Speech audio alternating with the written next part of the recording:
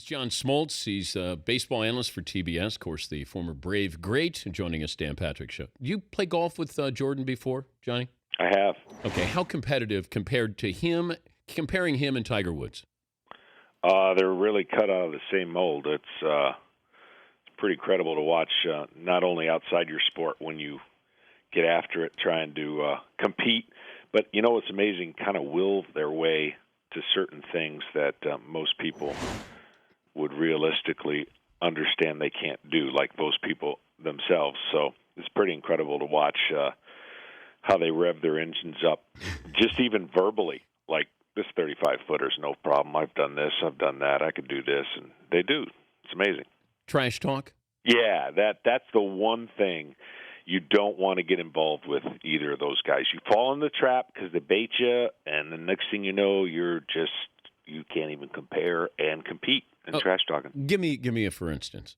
Well, the one time I played with Michael, and he was still playing basketball, and I was still playing baseball, and he had a long putt on the 18th hole just to tie the match, and he talked himself into it by giving the resume of – it was pretty funny because, you push a little button here, and then he starts going. Well, my resume at that time was really short, and I tried to talk myself into a 7-footer that didn't quite have the acclimates and the NBA championships, and luckily I made it. But it is just you start feeling really small there for a while, and it's pretty fun to watch. And money's at stake here, too, because these guys don't – I know Jordan doesn't play just to play. There's always got to be money attached. Well, that's what's so competitive. I mean, it could be $1 or it could be a lot more, and it doesn't matter. I mean, it really – that's what separates, to me, those guys, their greatness. It could be their grandmother. They don't care. I mean, they want to beat them. Well, what makes them great?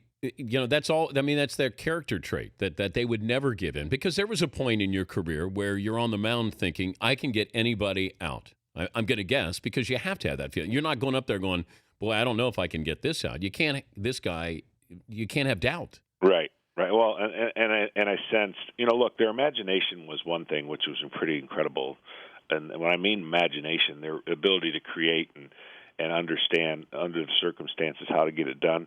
But I agree. I mean, it's like the bigger the game, the bigger the moment. It almost is like it revs them up another gear. Wild card one-game format. Now, I've already heard people say, I don't like it because you work so hard the entire season. You get in, you got one game. I'm okay with a best of three, John, but, the one and done sort of a March Madness feel to it. What did you think after you say goodbye to the Reds last night?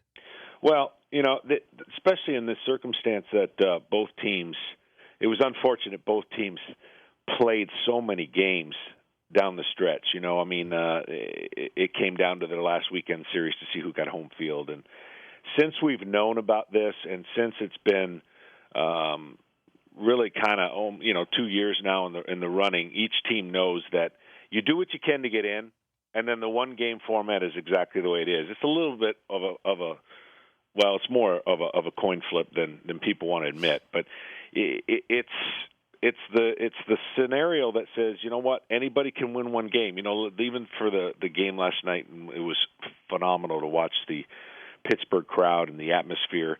They could have won those last 4 games, 3 games, whatever it was, and then ultimately lost that one game. And people in Pittsburgh, for that moment, would have been okay. But then when it realizes, man, if it was 2 out of 3, think what could have happened. But the interesting tweaks for me down the road are going to be how we get to the end of the year with all these different scenarios and tiebreakers and situations that can really muddy the waters a little bit. So it's exciting, at least at the end, when all these teams are finding scenarios to see how they can at least get there. Look, Tampa's got to do it twice because of the 163 game, and then, of course, they're trying to do it on the road again here in Cleveland, which has been waiting a while to host a game as well.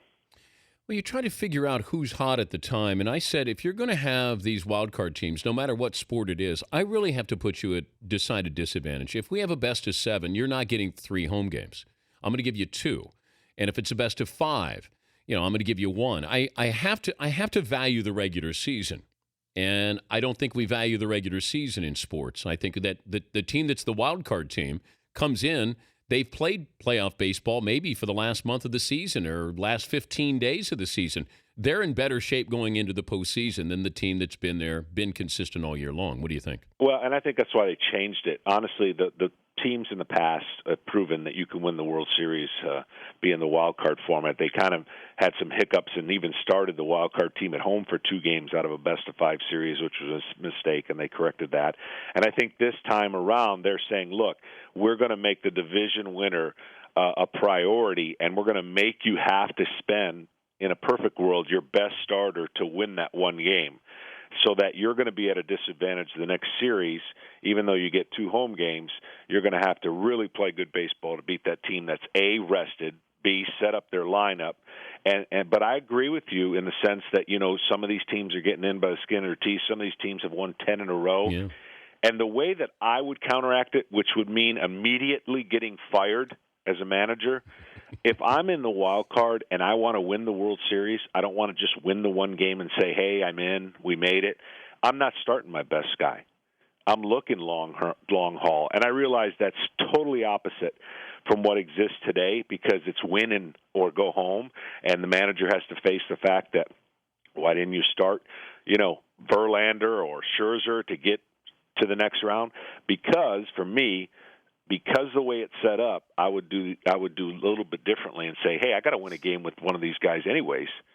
Why not win this game and then set up my ace for the next series to have a better chance to win? And I know on the onset, no manager is going to be able to do that, because he's going to have to face the music, if you will. Wild card game tonight on TBS. It'll be the Rays and the Indians. The winner then gets the Red Sox coming up on Friday. Talking to John Smoltz, TBS analyst.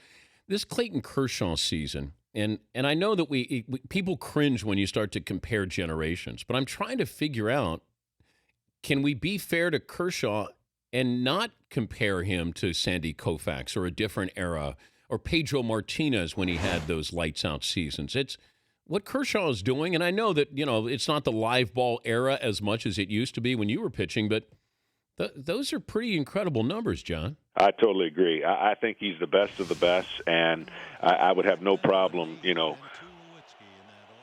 cross-referencing from any era. He truly is one of those young guys that if you had an open draft and they had to start over baseball all over again, I would argue he's the number 1 pick of anybody to start your team with. Over Trout or Harper? Yeah, I mean, because you look around baseball and you don't have this many left-handed, polished, young guys that you can have for the future.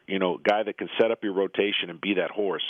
Ever since I saw him pitch against the Cardinals in his younger days for the Dodgers, this guy was polished. He's got everything you want away from the field, and so I agree with you. I don't think it's an injustice at all to compare him even to the likes of those guys you mentioned and a Greg Maddux. When you look at all of baseball and what the averages are for pitchers, he's so far under it that he's approaching those guys, and he's doing it now. If you look over the last couple years, he's doing it at a pretty consistent rate and getting better. So I really think the Dodgers are obviously predicated on their starting rotation, on how far that takes them, and that first-round matchup with the Braves and Chris Madeline is going to be a fun pitching matchup.